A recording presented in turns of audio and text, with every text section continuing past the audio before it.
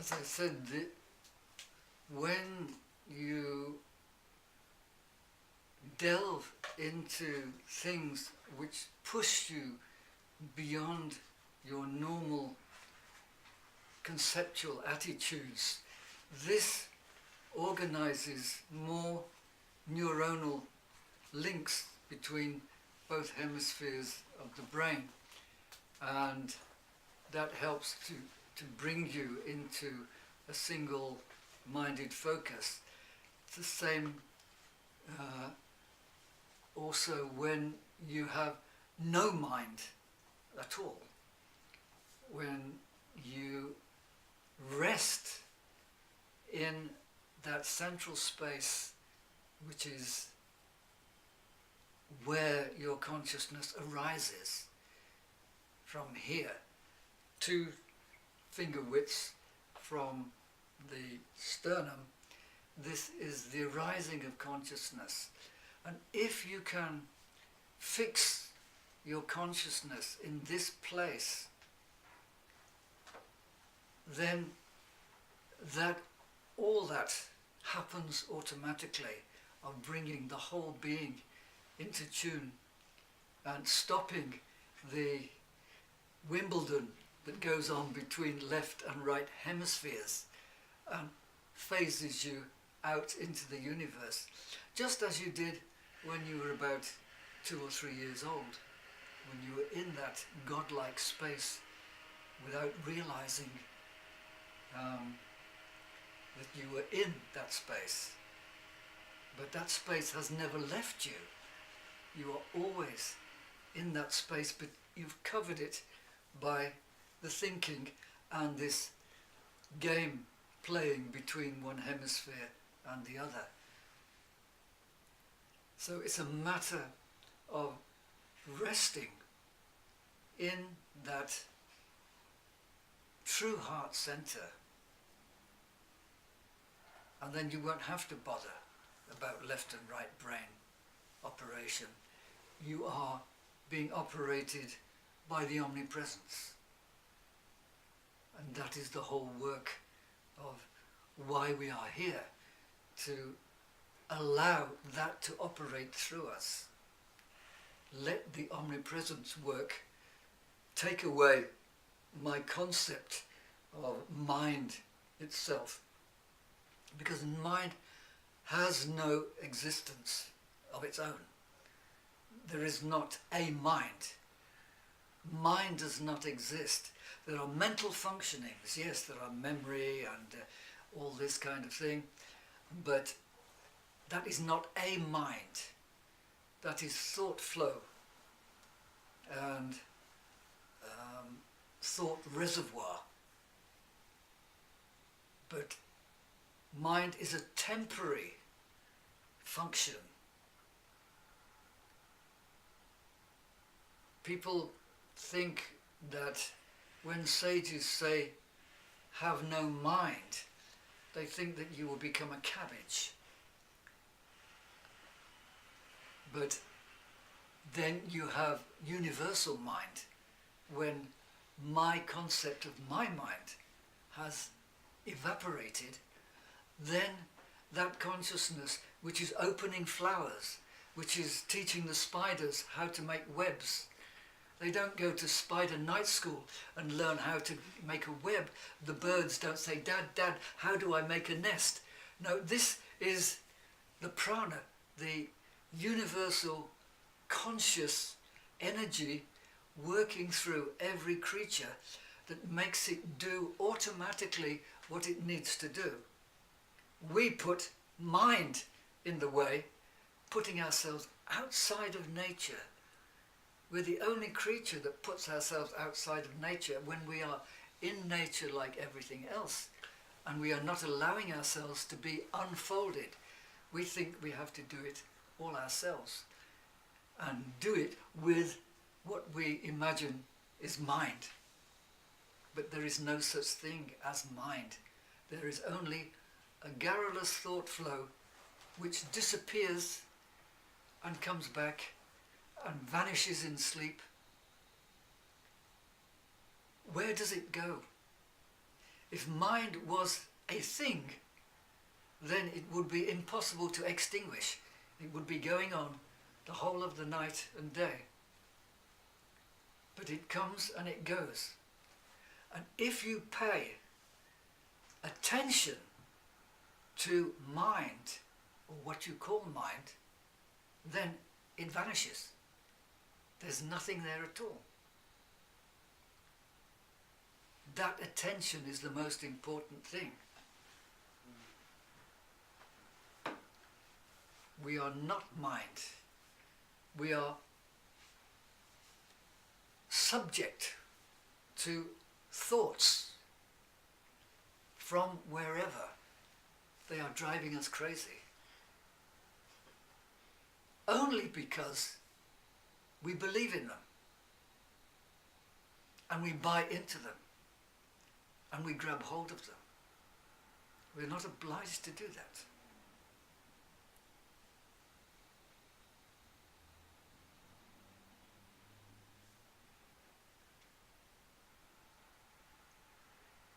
No one has ever discovered mind. Only thought flow. My guru, Dr. Mishra, was a brain surgeon, and he opened many cadavers and never found a mind. But of course he was working on politicians, so that's... Didn't even find a brain then.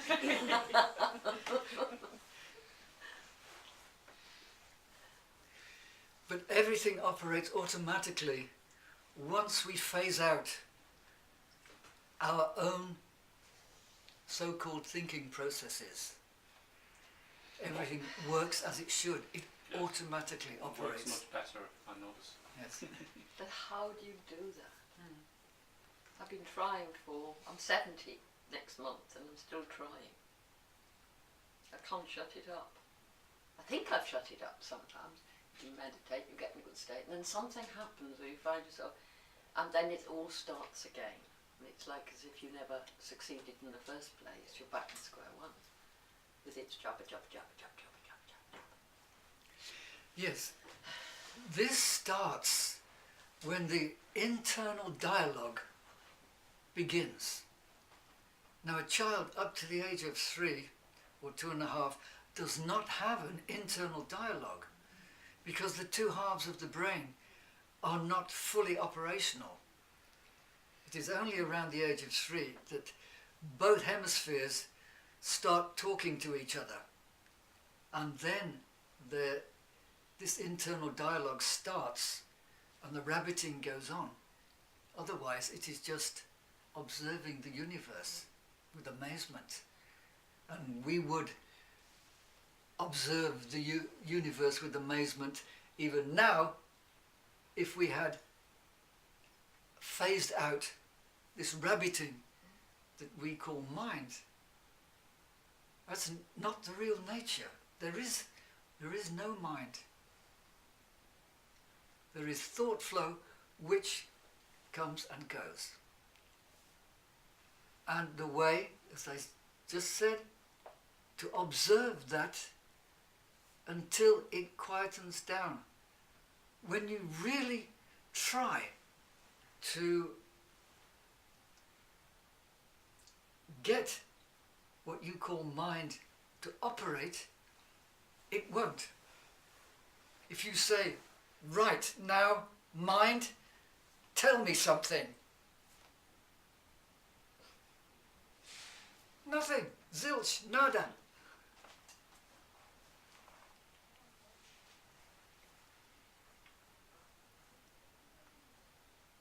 So we have to observe it to death.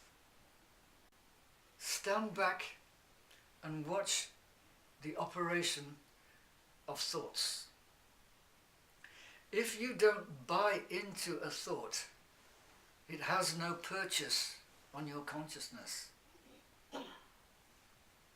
It's because we buy into the thoughts that come through and believe that they are my thoughts. when we are actually just being sorted by the universe. That we get caught up.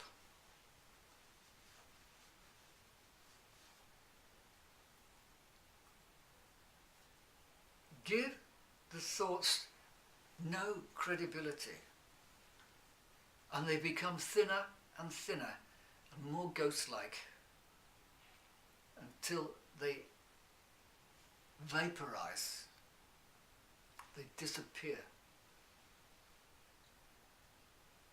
It's a matter of resting here in the spiritual heart center.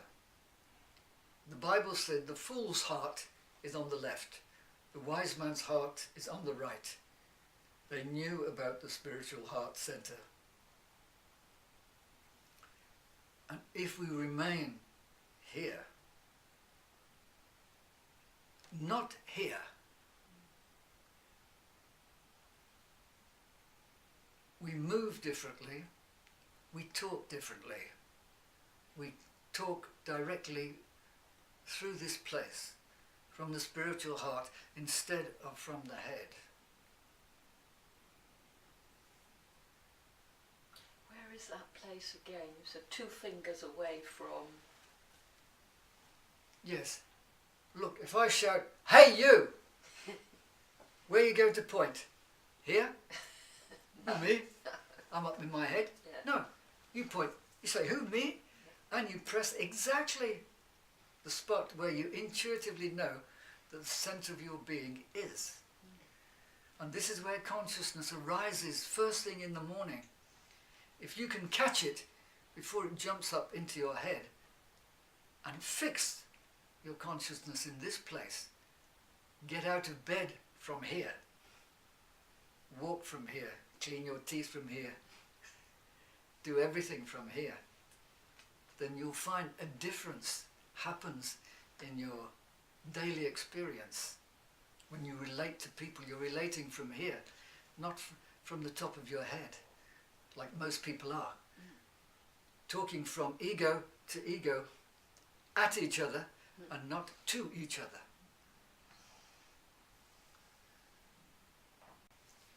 It's a matter of feeling where I am. Never mind who am I, where am I coming from? Am I coming from here? Am I coming from sense of ego? Or am I coming from my being? When the child starts talking to itself with this internal dialogue, this is the beginning of the ego sense, which has not manifested before. A strong character might manifest because it comes through with character, or it might be a shrinking violet type of character. But this is what has come through. But the ego sense does not develop until around the 3rd year. And then they fall from grace. They fall out of the Garden of Eden. They are cast out of this godlike oceanic consciousness and get self-conscious. And then we rest in self-consciousness. And we call all thoughts through this I sense, this sense of ego. And it's only retracting from the machinations of the ego sense that we rest in the true self with a capital S. It's a slow and steady process of stepping back into your real being constantly, instead of being pulled out into your head, into your ego sense, into this fallacious mind, which is a phantom, which comes and goes.